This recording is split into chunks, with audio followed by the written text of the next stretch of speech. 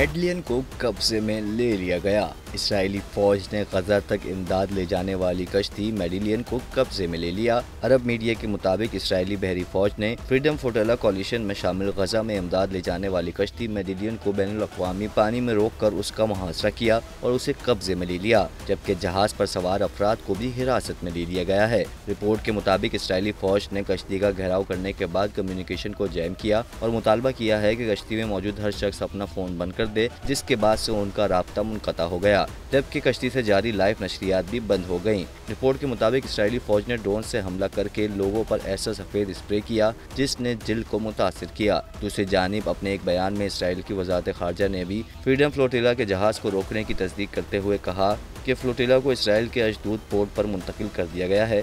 वाज़ेह रहे कि 6 जून को सिसिली से रवाना होने वाली इस कश्ती में मारूफ माहौलियाती कारकुन ग्रेटा थुनबर्ग और यूरोपीय पार्लियामान की रुकन रीमा हसन समेत मुख्तलिफ ममालिक के 15 अफराद सवार हैं।